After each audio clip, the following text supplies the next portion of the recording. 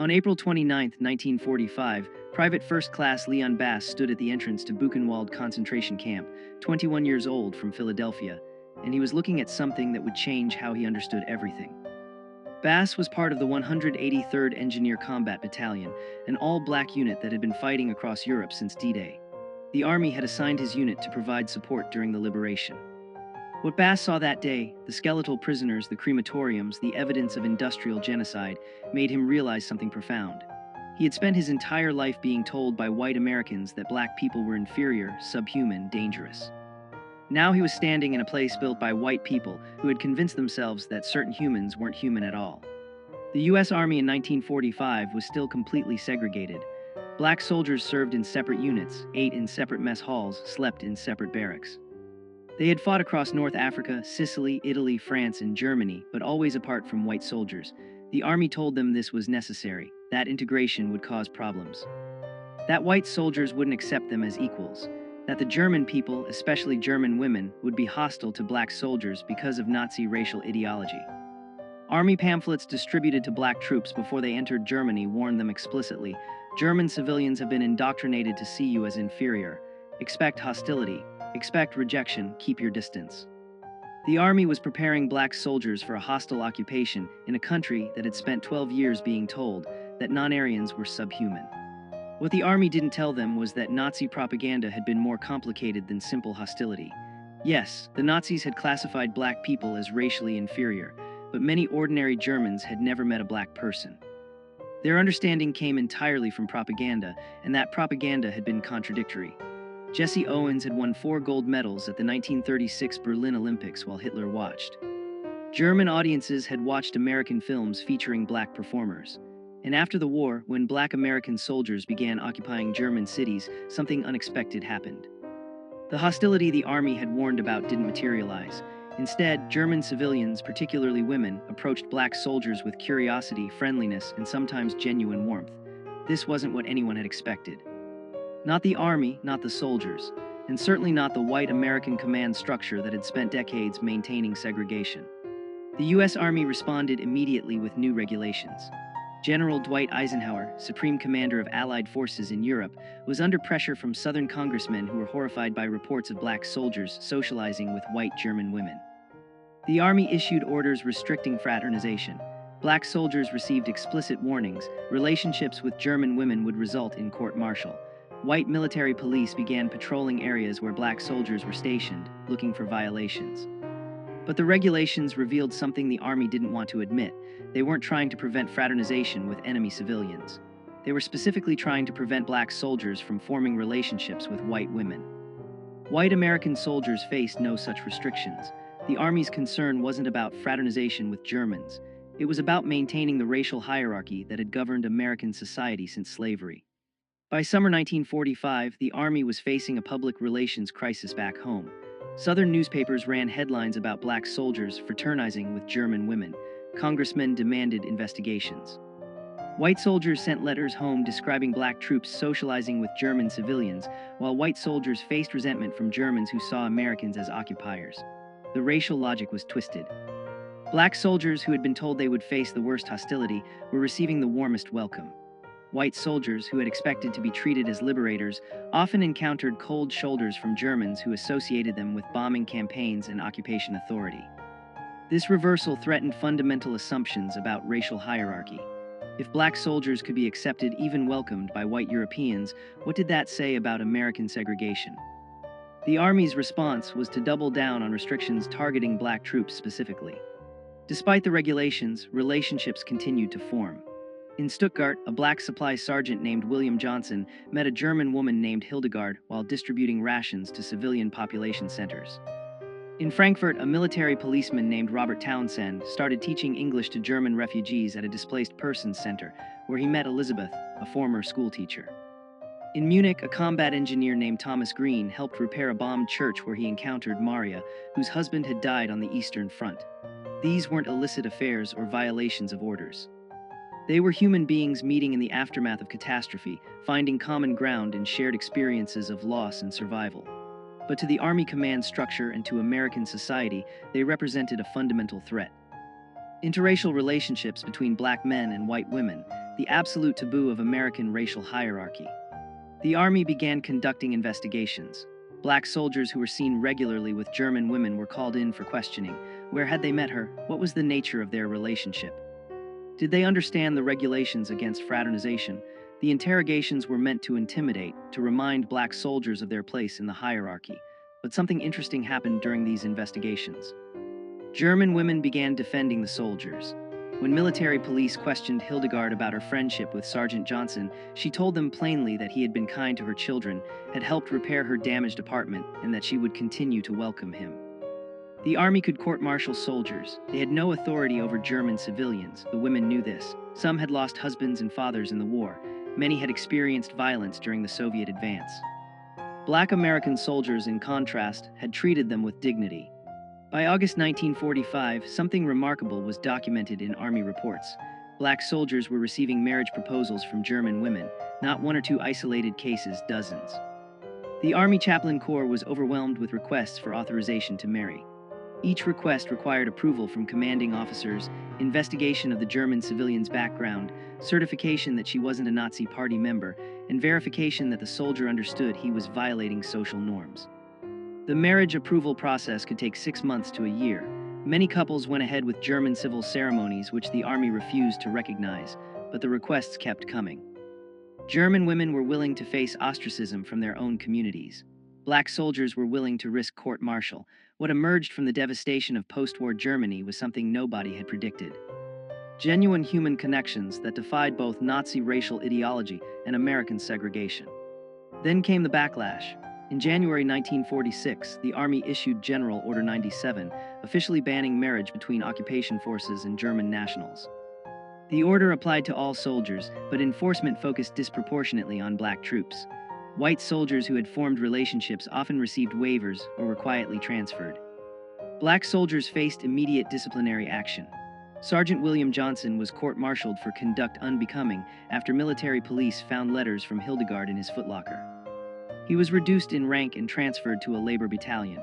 Private Robert Townsend was given a choice: end his relationship with Elizabeth immediately or face dishonorable discharge. The message was clear. Black soldiers who had fought for American freedom in Europe were still subject to Jim Crow restrictions. The Army would rather destroy soldiers' careers than allow interracial relationships to continue.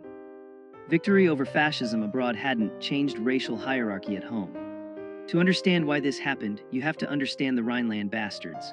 After World War I, French occupation forces in the Rhineland included colonial troops from Senegal and Morocco. Some German women had relationships with these soldiers. Children were born. The Weimar Republic registered approximately 600 of these mixed-race children. When the Nazis came to power, they declared these children a threat to racial purity. In 1937, the Gestapo rounded up the Rhineland children, most were teenagers by then, and forcibly sterilized them. Not imprisoned, not deported, sterilized. The Nazi obsession with preventing mixed-race reproduction was so intense they violated children's bodies to prevent future contamination. So when American propaganda told black soldiers that Germans would be hostile to them because of Nazi racial doctrine, there was historical truth to it. But the actual experience of ordinary Germans was more complicated. The reality in post-war Germany was collapse.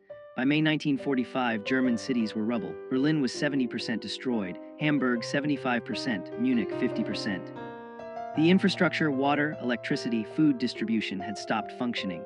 The Nazi government had evacuated or conscripted most able-bodied men. Women and children were left in destroyed cities with no resources.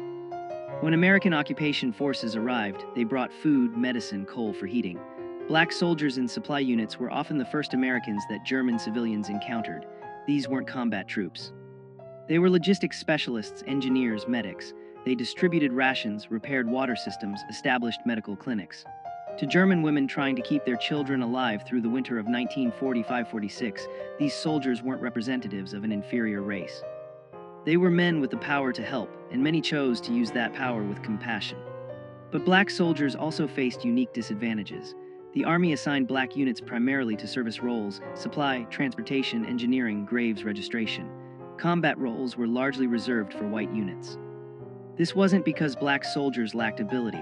It was deliberate policy based on racist assumptions about intelligence and courage. The 92nd Infantry Division and 93rd Infantry Division were all black combat units that saw limited action.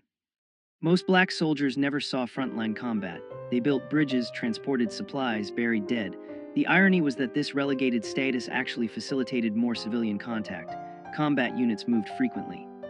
Service units stayed in place, worked alongside German civilians on reconstruction projects, developed ongoing relationships. The Army's racist assignment policies inadvertently created conditions for exactly the interracial contact the Army wanted to prevent. Structural racism defeated its own purpose. Command structure was fragmented. The European theater of operations had separate chains of command for white and black units. Orders issued to white regiments didn't always reach black units with the same urgency. When General Order 97 banned marriage with German nationals, white units received immediate enforcement. Black units sometimes didn't receive official notification for weeks. Some commanders chose not to enforce the order strictly. Colonel Marcus Ray, commanding officer of a black transportation battalion in Frankfurt, believed the fraternization ban was unenforceable and morally wrong. He told his officers to focus on military duties, not soldiers' personal lives. Other commanders, particularly Southern white officers assigned to black units, enforced regulations with zealous racism. The inconsistent enforcement created confusion and hope. Maybe the regulations weren't absolute. Maybe individual commanders had discretion. Maybe relationships could survive if commanders looked the other way. By late 1946, disillusionment was spreading among black soldiers. They had fought to defeat a racist ideology in Europe. They had seen the concentration camps, seen what happened when governments declared certain humans subhuman. They had liberated Europe from fascism. Now they were being told they couldn't form relationships with white women because of their race. The contradiction was unbearable. Corporal James Davis wrote a letter to the Pittsburgh Courier, one of America's leading black newspapers. "We defeated Hitler's racism with guns. Now we face American racism with regulations." What did we fight for? The letter was published. The Army investigated Davis for undermining morale. He was transferred to a supply depot in France and told that speaking to the press without authorization was grounds for court-martial. The message to black soldiers was clear: keep quiet about the racism you experience or face consequences. The NAACP and other civil rights organizations pressured the Army to change policies. They argued that black soldiers had earned the right to marry whom they chose through their service. The Army's response was to form a committee to study the fraternization issue. The committee held hearings in Washington in March 1947. Black veterans testified about discrimination in enforcement of marriage restrictions. German women submitted affidavits describing how black soldiers had treated them with respect, while white American soldiers had sometimes been violent or demeaning. The committee's final report acknowledged disparate enforcement but recommended no policy changes. Instead, the report suggested that interracial marriages would create problems when couples returned to the United States, particularly in southern states with anti-miscegenation laws. The Army's position was that preventing interracial marriages wasn't racism. It was protecting black soldiers from the racism they would face at home. For Sergeant William Johnson, the personal cost was devastating. After his court-martial and reduction in rank, he was transferred away from Stuttgart and Hildegard. The Army confiscated their correspondence.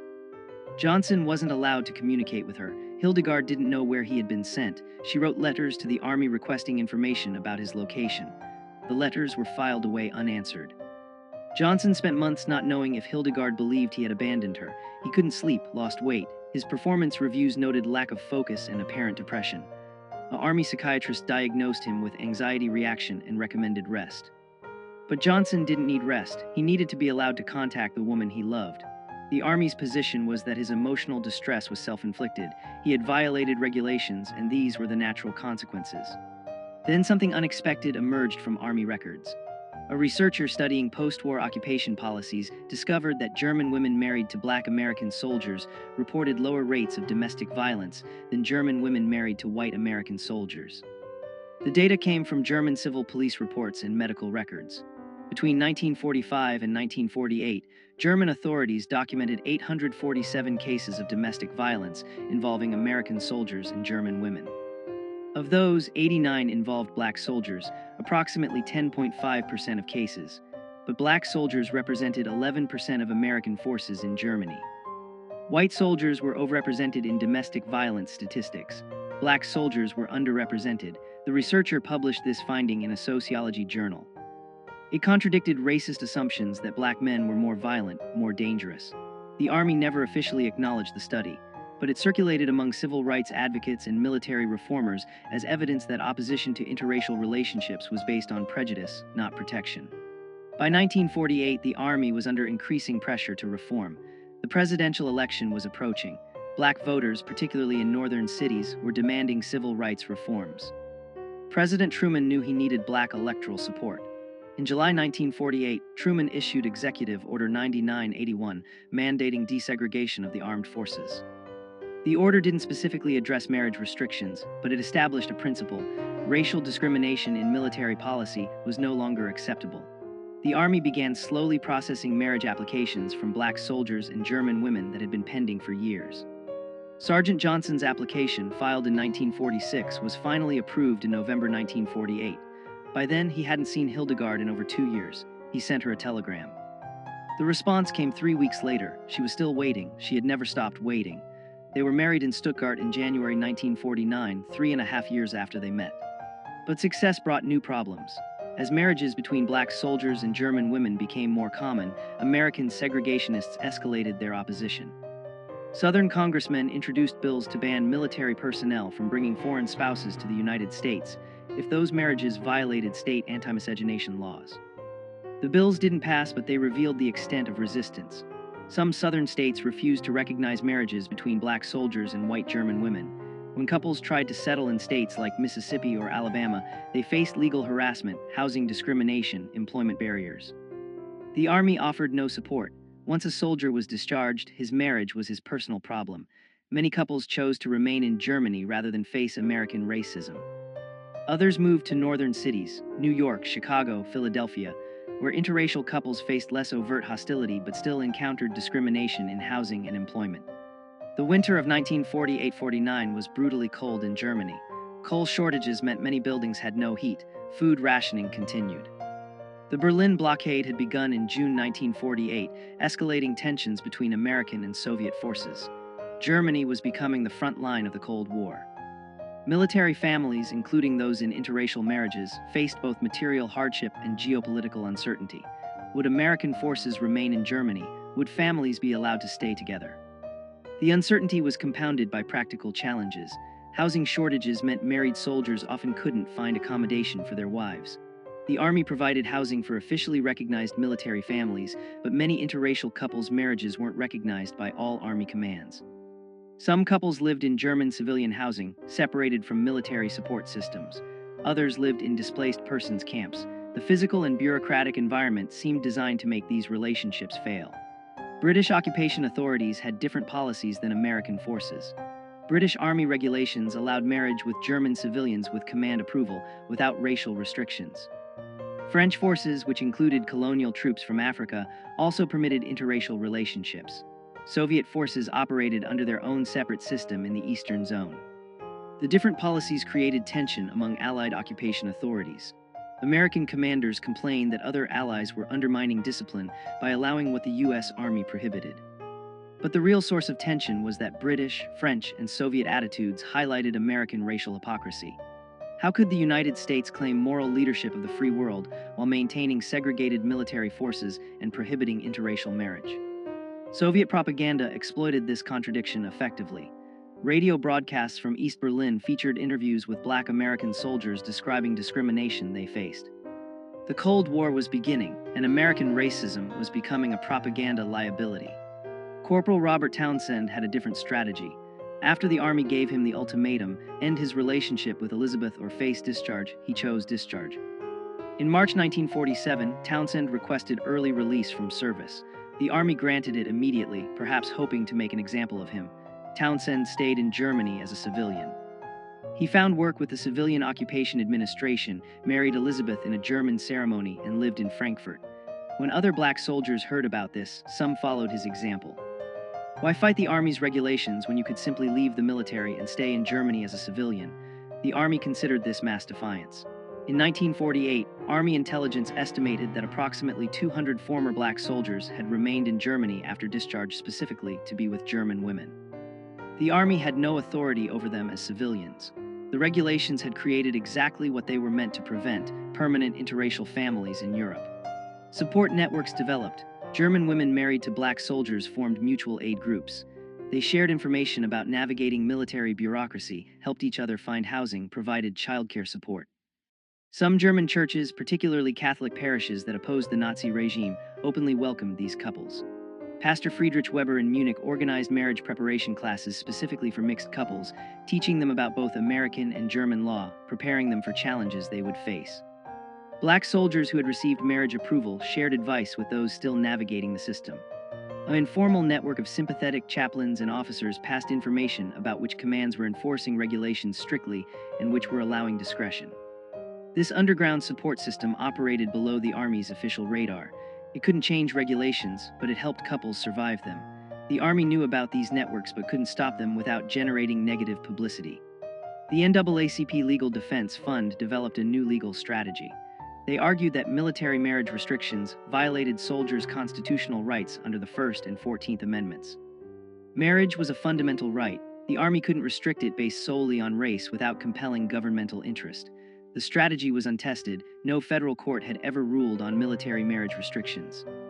The Defense Fund filed a test case in 1948 on behalf of Sergeant David Coleman, who had been court-martialed for marrying a German woman without authorization. The Army argued that military discipline required authority over soldiers' personal lives, including marriage. The federal district court ruled in the Army's favor, saying military necessity justified the restrictions. The Defense Fund appealed. The case moved slowly through federal courts. While it was pending, it provided hope. Maybe courts would eventually recognize that black soldiers had the same marriage rights as white soldiers, regardless of military service. Each soldier faced an individual calculation. Obey regulations, maintain military career but lose the relationship.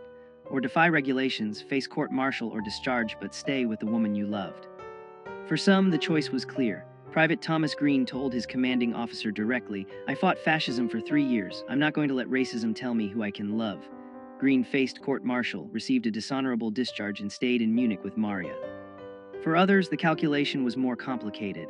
Soldiers with families back in the United States, soldiers supporting parents or siblings, soldiers who needed the Army's educational benefits, they had obligations that extended beyond individual relationships. Some chose to end relationships they didn't want to end because the practical consequences were unbearable. There was no right answer. Each man had to decide what he was willing to sacrifice and what price was too high to pay. Some couples tried compromise solutions. Private James Wilson and his German fiancée Anna agreed he would return to the United States first, establish civilian life, then send for her to immigrate as his fiancée rather than as a military dependent. The plan seemed solid. Wilson received honorable discharge in June 1948, returned to Detroit, found a job at Ford Motor Company, and began the immigration sponsorship process. The wait was supposed to be 6 months. It took 3 years. The State Department processed German immigration applications slowly. Former enemy nationals faced additional scrutiny. Applications from German women engaged to Black American men faced the slowest processing of all. Wilson sent letters weekly. Anna waited in Munich, working as a seamstress. By the time her visa was finally approved in 1951, they had spent most of their relationship apart. When she arrived in Detroit, they barely recognized each other. The reunion was awkward, strained. They married anyway, hoping proximity would restore what distance had eroded. By 1949, many relationships had failed. The combination of military regulations, bureaucratic delays, material hardship, and long-term separation had broken couples apart. The Army compiled statistics. Of approximately 3,200 marriage applications filed by black soldiers serving in Germany between 1945 and 1949, only 1,100 had been approved. Of those approved marriages, an estimated 40% ended in separation or divorce within 5 years. The Army used these statistics to justify their original restrictions. See, these relationships don't work. What the statistics didn't capture was how Army policies actively sabotaged these relationships. Forced separations, delayed processing, lack of support, hostile enforcement, every institutional barrier made failure more likely. Then the Army used that failure as evidence that black soldiers shouldn't be allowed to marry German women in the first place. The circular logic was perfect. The racism was self-fulfilling, and couples who had survived were exhausted.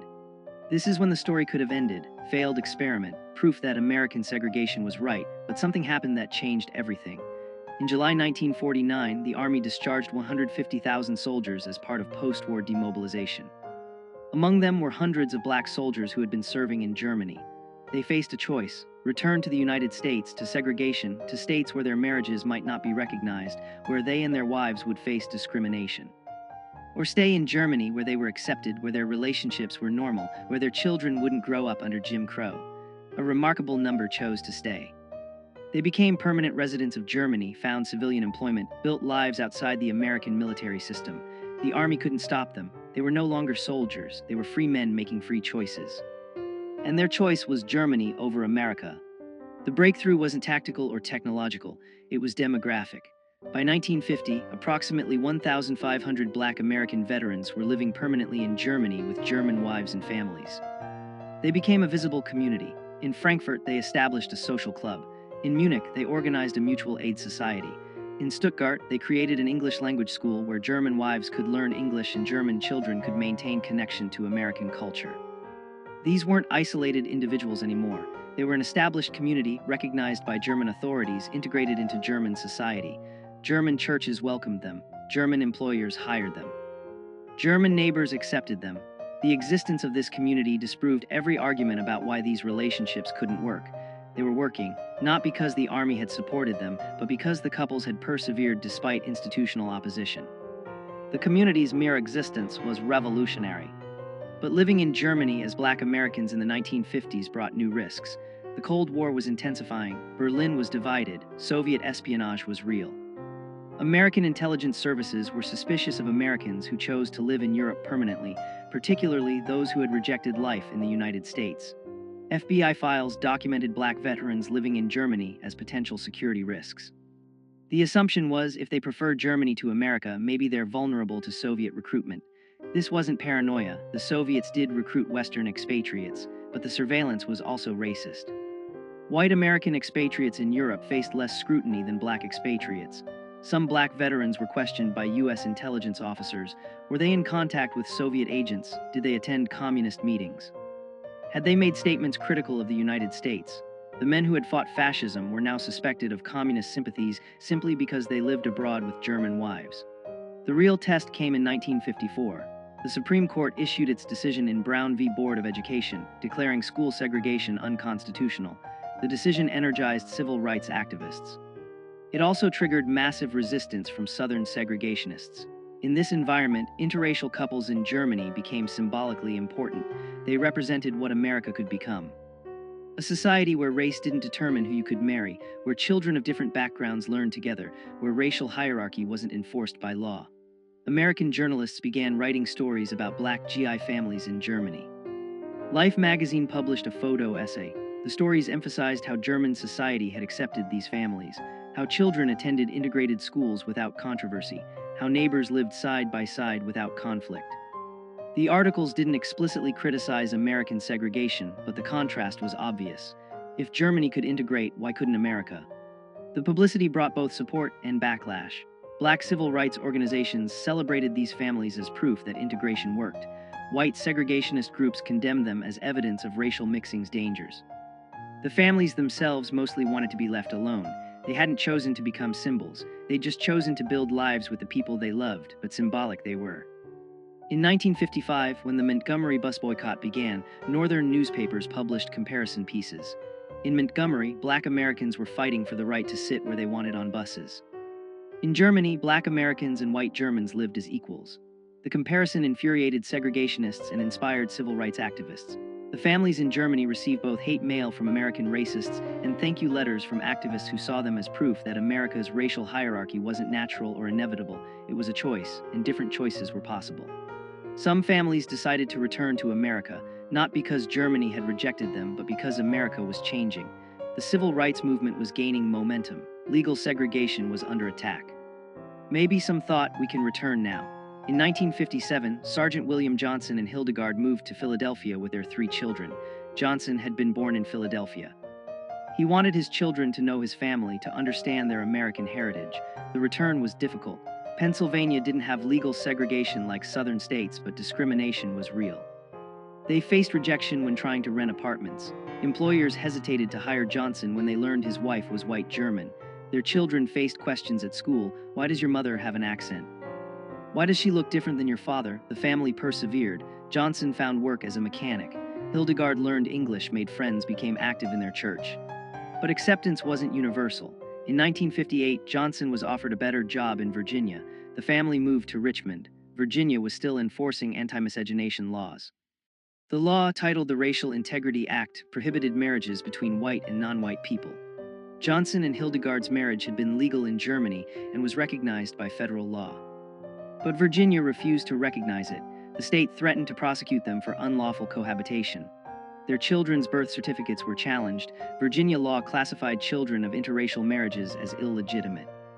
The Johnson family faced an impossible choice: leave Virginia or challenge the law in court. They chose to fight. With NAACP Legal Defense Fund support, they filed suit challenging Virginia's anti-miscegenation law as unconstitutional. The case moved through state courts slowly. Meanwhile, they lived under threat of prosecution, their family's legal status in limbo. The legal strategy evolved. Initially, the defense fund argued that Virginia's refusal to recognize a marriage legal in another jurisdiction violated the full faith and credit clause of the Constitution. But Virginia courts rejected this argument. The marriage had occurred in Germany, not another U.S. state. The lawyers pivoted. They argued that Virginia's anti-miscegenation law violated the Equal Protection Clause of the 14th Amendment.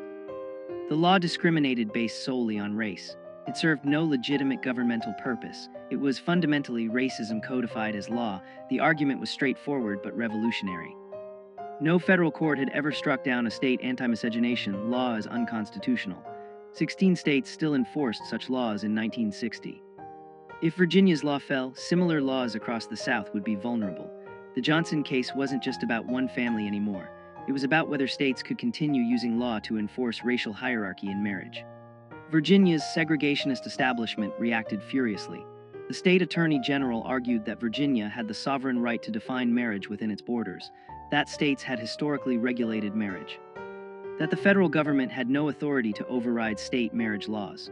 Virginia's brief defended anti-miscegenation laws as protecting both races from the tragedy of racial mixing. The brief cited pseudoscientific studies claiming mixed-race children suffered psychological damage. It quoted religious authorities who argued that God intended races to remain separate. The brief represented segregationist ideology at its most explicit. Racial hierarchy was natural, necessary, and required legal enforcement. Virginia announced it would appeal any adverse ruling all the way to the Supreme Court. Segregationist newspapers ran editorials warning that if states lost the right to prohibit interracial marriage, the entire legal framework of segregation would collapse. They were right. The Johnson family endured 3 years of legal limbo. During that time, they faced harassment, anonymous phone calls at night, threatening letters. Someone threw a brick through their window with a note. Go back to Germany. Their children were bullied at school. Other parents prevented their children from playing with the Johnson kids. Local businesses refused to serve them. The family could have left Virginia, could have moved to a northern state, could have returned to Germany where they were accepted. But Hildegard insisted on staying. She told a reporter, "We left Germany because we believed America was better. If we run away now, we prove the racists right. We stay and fight." Her determination was remarkable. A German woman who had experienced Nazi racism, then chose America, and was now fighting American racism to make America live up to its own stated values. She wasn't giving up on America. She was demanding America become what it claimed to be. The case nearly collapsed in 1961. The Virginia Supreme Court upheld the state's anti-miscegenation law. The justices ruled that states had traditional authority over marriage and that Virginia's law didn't violate the Constitution because it applied equally to both races. Neither white people nor black people could marry across racial lines. The logic was absurd. A law that prohibited interracial marriage was equal because it restricted everyone equally, but it was legally sophisticated absurdity. The Virginia court cited Pace v. Alabama, an 1883 Supreme Court decision that had upheld anti-miscegenation laws using exactly this reasoning. The decision seemed final. The NAACP Legal Defense Fund immediately appealed to the U.S. Supreme Court, but the Supreme Court had discretion about which cases to hear. If the court declined to hear the case, Virginia's ruling would stand. The Johnsons waited to learn if the Supreme Court would take their case. Then something unexpected happened. The Supreme Court accepted a different case challenging Virginia's anti-miscegenation law, Loving v. Virginia, filed by Richard and Mildred Loving, an interracial couple who had been arrested in 1958 for violating the same law Johnson was challenging. The Lovings' case was stronger procedurally. They had been criminally prosecuted, not just denied marriage recognition. The Supreme Court consolidated several anti-miscegenation challenges, including the Johnson case, to be heard together. Oral arguments were scheduled for April 1967. The NAACP Legal Defense Fund, ACLU, and other civil rights organizations filed supporting briefs. The case had grown far beyond one family. 16 states with anti-miscegenation laws watched nervously. Civil rights organizations saw this as potentially the most significant Supreme Court case since Brown v. Board. The outcome would determine whether states could continue using law to enforce racial hierarchy in the most intimate realm of human life, marriage. On June 12, 1967, the Supreme Court issued its decision in Loving v. Virginia. Chief Justice Earl Warren wrote the unanimous opinion. The court held that Virginia's anti-miscegenation law violated both the Equal Protection Clause and the Due Process Clause of the 14th Amendment. Warren wrote, "Marriage is one of the basic civil rights of man, fundamental to our very existence and survival. To deny this fundamental freedom on so unsupportable a basis as racial classifications embodied in these statutes, depriving all the state's citizens of liberty without due process of law, violates the central meaning of the Equal Protection Clause." The decision was unequivocal. Anti-miscegenation laws were unconstitutional. 16 states' laws were instantly invalidated. Couples like the Johnsons, who had been fighting for recognition of their marriages, were suddenly vindicated. Interracial marriage was now a constitutional right nationwide. The decision's impact was immediate and profound. Couples who had been living in legal limbo were suddenly protected. Couples who had avoided certain states could now travel freely. Children whose legitimacy had been questioned were legally recognized. The Johnson family held a small celebration in their Richmond home. Hildegard cried, not from sadness, but from relief. For 9 years since returning from Germany, they had lived under the threat of prosecution. Now that threat was gone. The Supreme Court had declared that their marriage was legitimate, that their family was legal, that their love was constitutionally protected. The victory belonged to the Lovings, whose names would forever be associated with the case. But it also belonged to the Johnsons and hundreds of other families who had fought for recognition, who had endured harassment, who had refused to accept that America could legislate love across racial lines. They had won. After the celebration ended, there was a strange quiet. The Johnsons sat in their living room that evening, not speaking much. The victory was real, but it couldn't erase the years of struggle. It couldn't undo the harassment, the threats, the brick through the window. It couldn't restore the relationships they'd lost, family members who had rejected them, friends who had abandoned them. The Supreme Court decision meant their marriage was legal. It didn't mean their neighbors suddenly accepted them. It didn't mean the discrimination ended, but something fundamental had shifted. The law was now on their side. Future interracial couples wouldn't have to fight the battles they'd fought. The silence that evening wasn't disappointment. It was exhaustion, relief, and recognition that their sacrifice had meaning beyond their own family. They had helped change America, even if America hadn't yet fully changed. In the years following Loving v. Virginia, interracial marriage rates increased gradually. In 1967, approximately 3% of marriages were interracial. By 1980, that number had risen to 7%. By 2000, it was 15%. The change was generational and geographic. Younger Americans were more accepting than older generations. Urban areas showed higher interracial marriage rates than rural areas, but the trend was consistent. The legal barriers' removal gradually reduced social stigma. The families who had pioneered interracial marriage in the 1940s and 50s watched this change with complex emotions. They were vindicated. Their relationships, once illegal, were now recognized, but they also knew how difficult their path had been. Many had lost family relationships, job opportunities, social standing. The younger generation marrying across racial lines didn't always understand what earlier pioneers had sacrificed, but that was the point. Progress meant future generations wouldn't need to fight the same battles. Stories about Black GI families in Germany continued to emerge.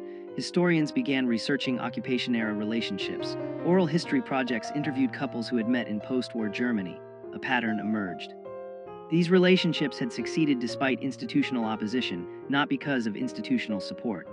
The couples who survived were those with exceptional determination, those who built support networks, those who were willing to sacrifice career advancement for personal relationships. Sociologists studying these families found something unexpected. Children from these families showed higher rates of cross-cultural competence, foreign language fluency, and international perspective than children from monoracial families. Growing up between cultures, between languages, between nations, gave these children unique advantages. What American racism had treated as a weakness, mixed racial heritage, was actually producing adaptive, resilient, culturally sophisticated individuals. The military families who returned to America brought this international perspective into American communities. The U.S. military never officially apologized for its discriminatory marriage policies, but institutional practices changed. By 1970, the military had abandoned race-specific marriage restrictions. Soldiers of any race could marry foreign nationals with command approval, regardless of racial matching. The approval process still existed. The military maintained authority over soldiers' personal lives, but race was no longer an explicit factor. In 1995, the Army published a historical study of race relations in the post-war occupation.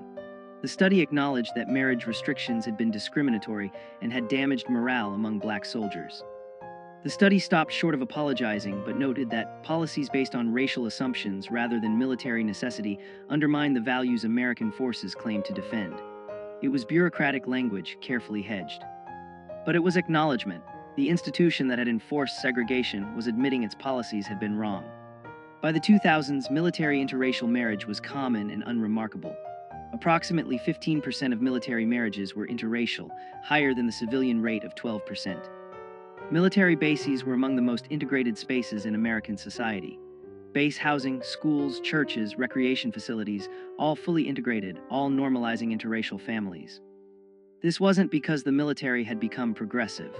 It was because military policy, once it abandoned formal discrimination, created conditions where integration became practical reality. Soldiers from different backgrounds served together, socialized together, formed relationships together. The institutional barriers that had prevented interracial relationships in the 1940s were gone. What remained was human connection unmediated by institutional racism. The military, which had pioneered segregation in the early 20th century, had become a leading force for integration by the early 21st century. The irony wasn't lost on historians studying this transformation. Researchers studying interracial marriage outcomes found consistent patterns. Interracial marriages in the military showed similar or slightly better stability rates compared to same-race marriages. Children from interracial military families showed no disadvantages in educational achievement, psychological well-being, or social adjustment compared to children from same-race families. In fact, some studies showed advantages. Higher cultural competence, greater empathy, more sophisticated understanding of identity. The racist predictions that had justified marriage restrictions, that interracial marriages would be unstable, that mixed-race children would be damaged, were empirically false. The Johnson family exemplified these patterns. Their 3 children all graduated college, 2 became teachers, 1 became a social worker, all married and raised their own families. The grandchildren of William Johnson and Hildegard grew up in an America where their grandparents' marriage was legally protected, and where their own mixed heritage was source of pride, not shame. In 2017, 50 years after Loving v. Virginia, historians organized a symposium on interracial military families. William Johnson, then 93 years old, was invited to speak. He and Hildegard, 91, traveled to Washington, D.C. for the event. Johnson told the story of their meeting in Stuttgart in 1945, the piano wire tensioner Wait, Wrong Story. He told their story.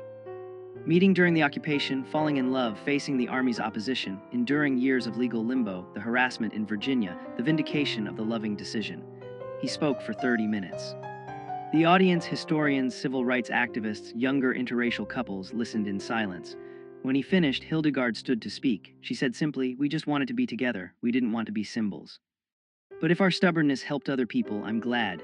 The audience stood and applauded for 5 minutes. History was honoring them. The Johnson story is one of thousands. Thousands of Black American soldiers who met German women in the aftermath of World War II. Thousands of couples who faced institutional opposition, social stigma, legal barriers. Some relationships didn't survive those pressures, but many did. Those couples, through their persistence, helped dismantle legal barriers to interracial marriage.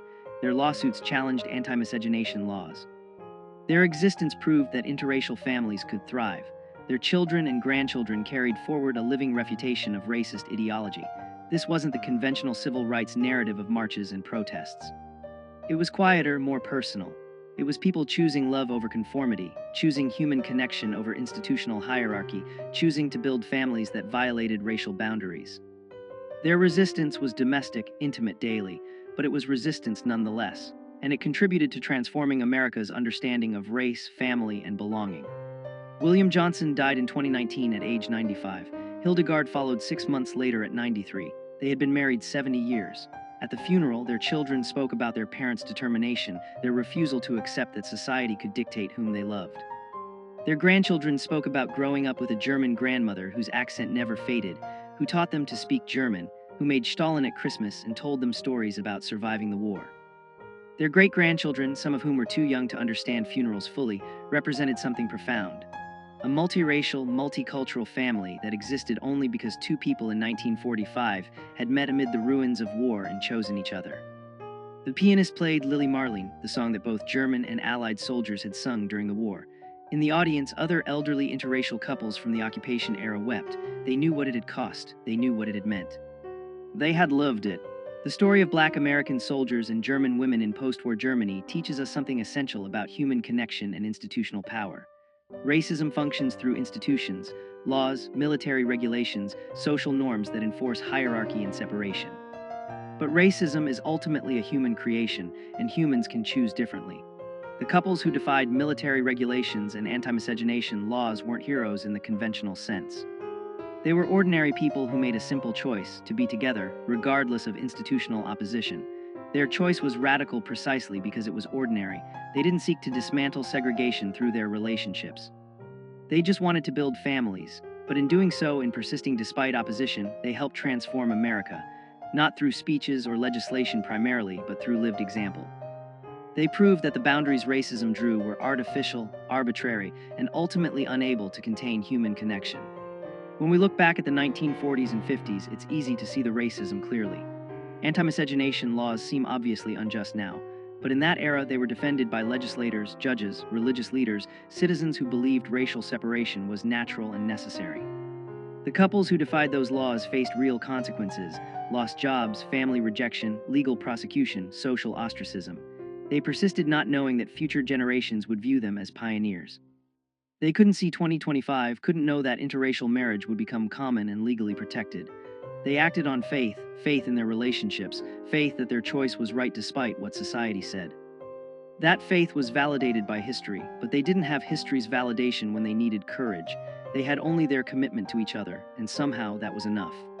This is the story they didn't teach you in school. The story of Black American soldiers who were told they'd be unwanted in Germany, who found acceptance instead.